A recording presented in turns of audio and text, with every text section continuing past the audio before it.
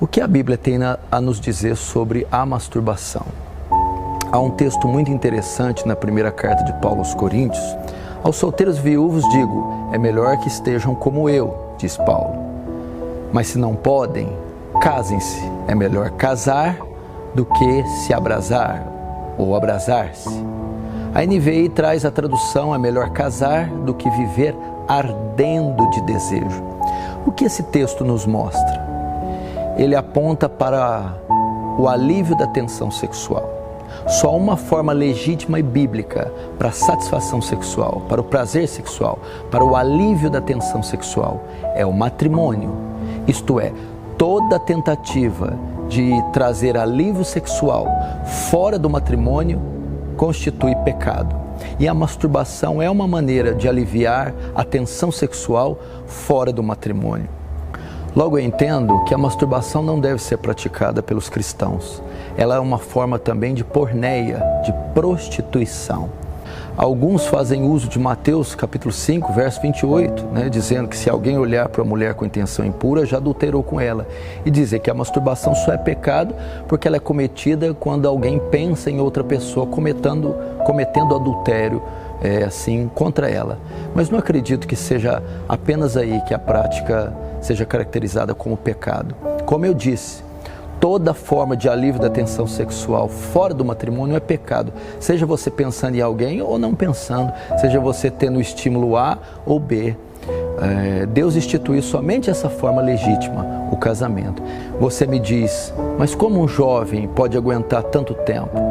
Se ele já é despertado tão cedo para a sexualidade, como ele vai conseguir ficar sem ter relações até o seu casamento? Como ele vai fazer para ter alívio da tensão sexual? Bom, o texto bíblico não tem culpa se a sociedade está depravada. Na verdade, nós deveríamos guardar os nossos jovens da sensualidade e guardar e preservar a inocência dos nossos jovens.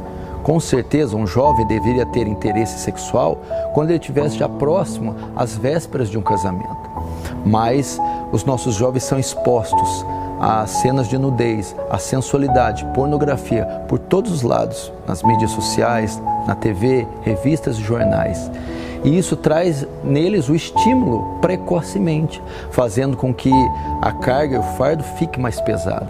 Eu acredito que esse é um pecado sério, um pecado grave, que ofende a glória de Deus, que entristece o Espírito Santo, que causa culpa, acusação, medo em milhares de cristãos, e inclusive até mulheres e pessoas casadas também têm sido vítimas, escravos dessa prática.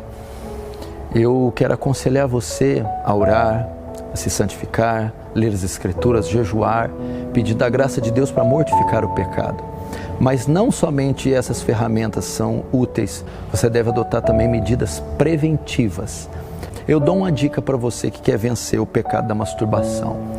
O que está mais próximo do processamento mental, dos nossos pensamentos? A visão. Então, muitas das vezes, essa prática, ela só é feita com estímulo visual. As pessoas que têm o hábito de praticar a masturbação consomem muitas imagens sensuais, imagens de nudez e pornografia.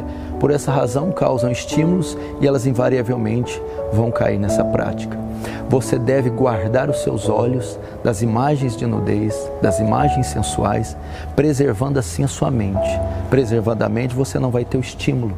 E junto com os meios da graça, você vai ter mais condição de exercer domínio sobre o desejo dessa prática.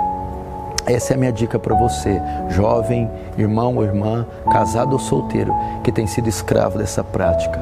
Foge, como o apóstolo Paulo diz, da prostituição. Foge desses pecados.